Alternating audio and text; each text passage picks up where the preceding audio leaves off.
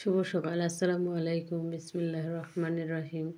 এখানে কাফেরদের অন্য একটি সংশয়ের কথা বলে এর উত্তর দিচ্ছেন। বলা হচ্ছে, যারা আমার সাথে সাক্ষাতের প্রত্যাশী নয়, এটি মনে করে না যে মরণের পর আল্লাহর কাছে যেতে হবে।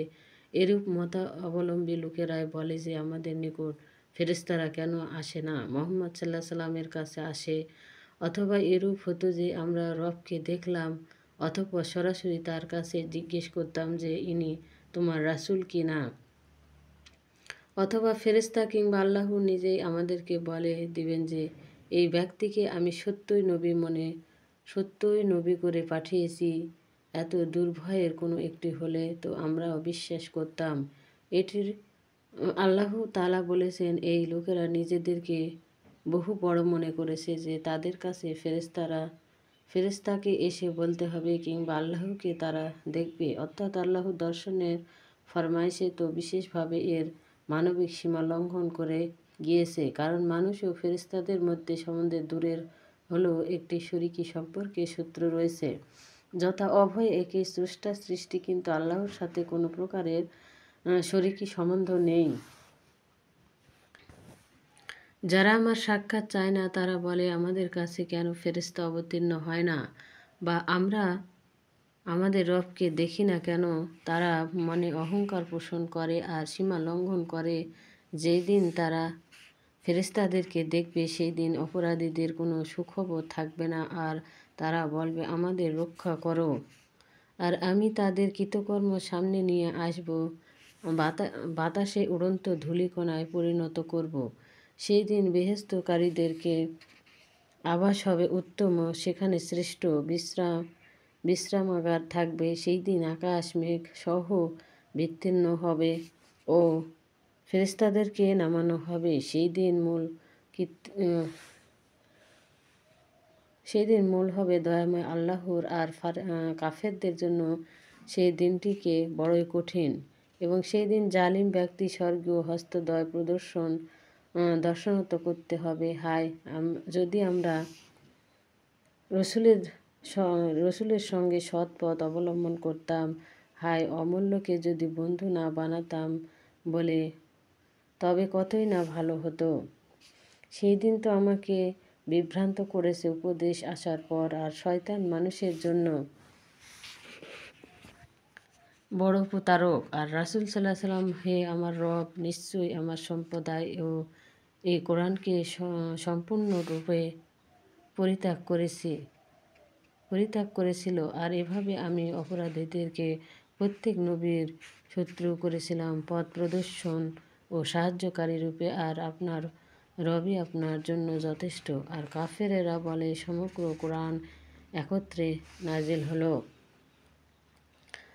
হলো না কেন। এভাবে এজন্য করেছি যাতে আপনার মন দৃঢ় হয়, আর এজন্যই আমি ধারাবাহিকভাবে আপত্তি করেছি।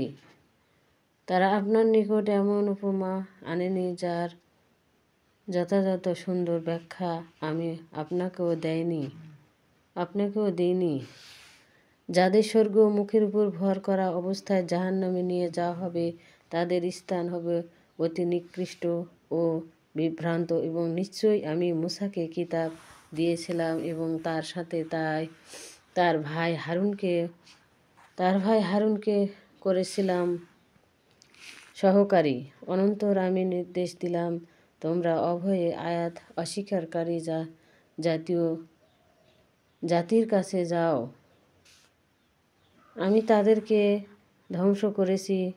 নূহের কওম রাসূলের প্রতি মিথ্যারোপ করলে তাদেরকে ডুবালাম ও মানুষের জন্য নির্দেশন করলাম, জালিমদের জন্য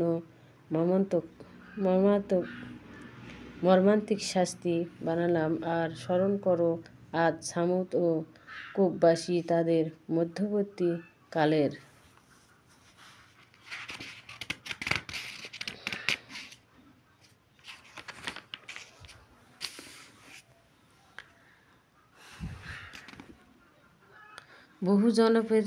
বহু জনপদের কথা যাদেরকে আমি ধ্বংস করেছি, আমি এদের প্রত্যেকের জন্য দৃষ্টান্ত রাখলাম। তাদের প্রত্যেককে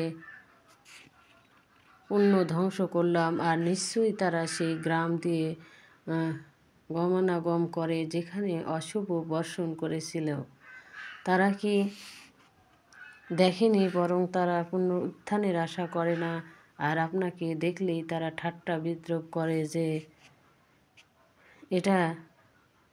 এই কি সেই ব্যক্তি যাকে আল্লাহ রাসূল করে প্রেরণ করেছেন?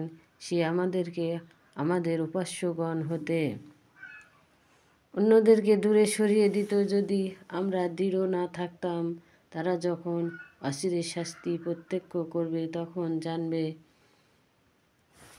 জানবে কে পথভ্রান্ত।